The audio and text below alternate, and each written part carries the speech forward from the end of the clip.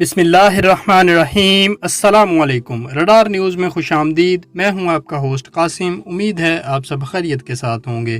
آج کی ہماری اینالائز اور انویسٹیگیٹو سٹوری ریکوڈک معاہدے پر ہے۔ ریکوڈک معاہدہ کیا ہے اور کس طرح کیا گیا، اس بارے میں جاننے کے لیے ویڈیو کو اینڈ تک دیکھتے رہیں۔ ویڈیو شروع کرنے سے پہلے آپ سے گزارش ہے چینل کو سبسکرائب کریں اور ساتھ والے بیل کے آئیکن پر بھی کلک کریں تاکہ آپ کو آنے والی ہر ویڈیو کا نوٹیفیکیشن سب سے پہلے ملے۔ اس وقت سب سے زیادہ سوشل میڈیا پر ریکوڈک کے معاملے پر بحث دکھائی دے رہی ہے۔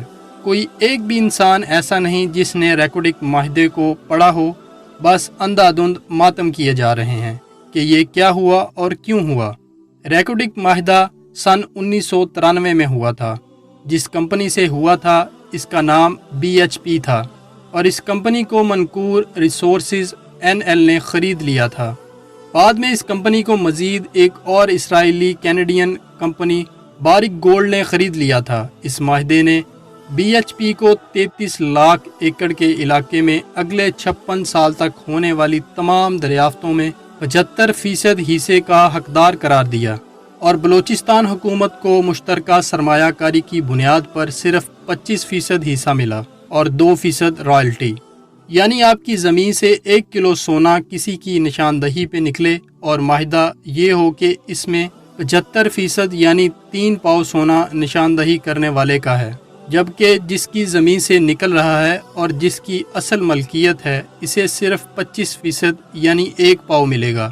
یہ معاہدہ منسوخ نہ ہوتا تو ریکوڈک سے نکلنے والے ہر 1 من سونے میں سے 75% یعنی 30 کلو گرام سونا BHP لے جاتی اور صرف 10 کلو بلوچستان کو ملتا۔ اب بتائیں یہ معاہدہ اگر منسوخ کیا گیا تھا تو غلط کیا گیا تھا کیا؟ یہ معاہدہ جس شخص نے کیا وہ معین قریشی تھا، جو معاہدہ کرنے کے وقت عبوری وزیر اعظم تھا۔ 15 سال تک اس کے کیے ہوئے معاہدے کی وجہ سے ملک لٹتا رہا۔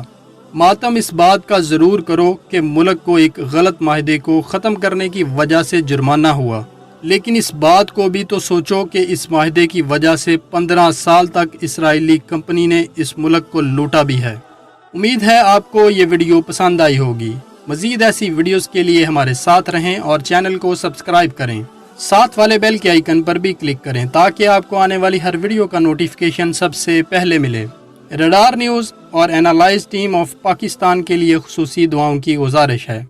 Thanks for watching radar news. افواج پاکستان پائندہ باد، پاکستان تا قیامت زندہ باد۔